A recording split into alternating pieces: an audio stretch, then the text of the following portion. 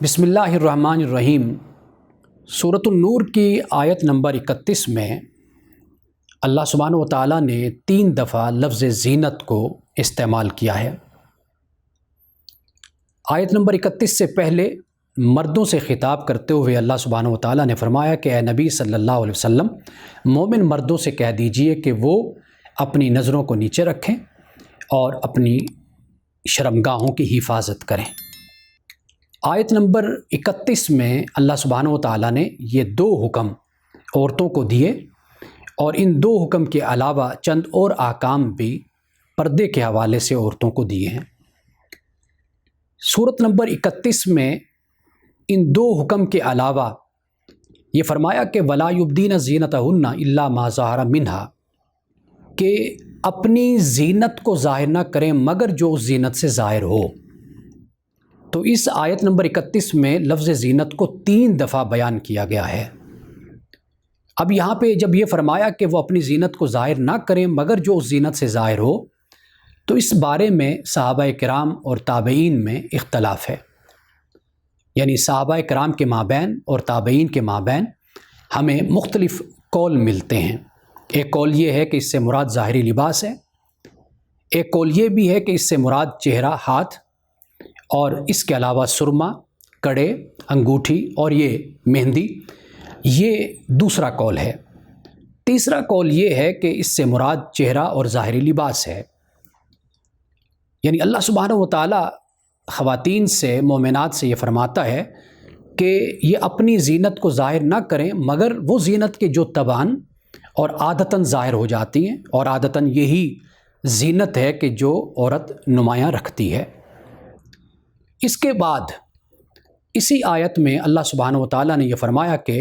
عورتیں اپنی زینت کو ظاہر نہ کریں مگر ان خاص رشتہ داروں کے لیے ظاہر کریں، یعنی اس سے یہ بات سمجھ آتی ہے کہ ایک زینت وہ ہے کہ جو غیر محرم کے سامنے بھی نمایاں ہوتی ہے۔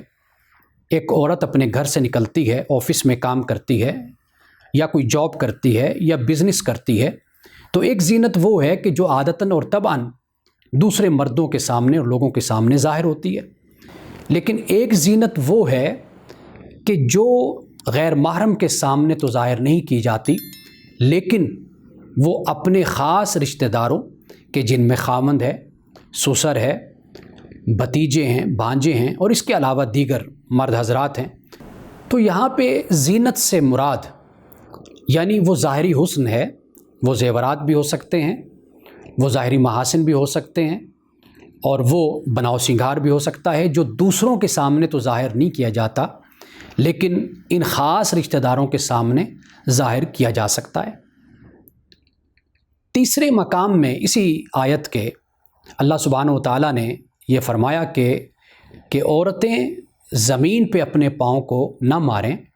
اس لیے تاکہ جو ان کی زینت پوشیدہ ہے وہ جانی جائے۔ اس لیے کہ زمانہ جاہلیت میں خود قرآن پاک سورۃ الاحزاب میں اس بات کو بیان کرتا ہے اور ازواج مطہرات سے یہ فرماتا ہے کہ وَلَا تَبَرَّجْنَا تَبَرُّجَ الْجَاهِلِيَّةِ الْأُولَىٰ، کہ اپنے بناؤ سنگھار کو نہ اس طرح ظاہر کرو جس طرح زمانہ جاہلیت میں ظاہر کیا جاتا تھا۔ یعنی اس سے یہ معلوم ہوتا ہے کہ زمانہ جاہلیت میں عورتیں اپنی زینت کو، اپنے بناؤ سنگھار کو اس لیے ظاہر کرتی تھیں اور اس انداز سے ظاہر کرتی تھیں کہ اگر انہوں نے پائل پہنی ہوئی ہے تو پاؤں زمین پر زور سے مارنا، اور اگر انہوں نے کنگن یا ایسی کوئی چیزیں پہنی ان کے شور کے ذریعے سے آواز پیدا کر کے لوگوں کو، مردوں کو اپنی طرف متوجہ کرنا، یہ ایک انداز تھا۔ بلکہ جب قرآن مجید اسی صورت میں یہ فرماتا ہے کہ وَلْيَضْرِبْنَ بِخُمُرِهِنَّ عَلَىٰ جُيُوبِهِنَّ، کہ انہیں چاہیے کہ خمر کو، اوڑھنیوں کو یا چادر کو اپنے سینے پر ڈال لیں۔ زمانہ جاہلیت میں عورتوں کا یہ طریقہ ہوتا تھا کہ وہ خمر تو لیا کرتی تھی لیکن اس خمر کا فائدہ نہیں ہوتا تھا،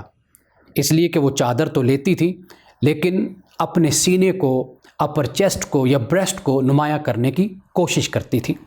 تو اللہ سبحانہ و تعالیٰ نے یہاں پر زمانہ جاہلیت کی اس ریت، روایت اور عادت کو بھی ختم کرنے کا حکم دیا، اور یہ کہا کہ خمر کو، اوڑھنی کو، چادر کو اس طرح لو تاکہ تمہاری چھاتی، تمہارا سینہ پوشیدہ ہو جائے۔ تو سورۃ النور کی آیت نمبر 31 میں اللہ سبحانہ و تعالیٰ نے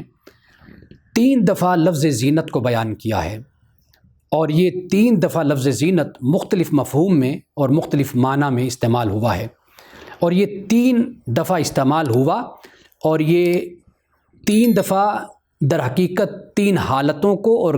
حیثیت کو اور کیفیت کو یہ لفظ زینت بیان کرتا ہے۔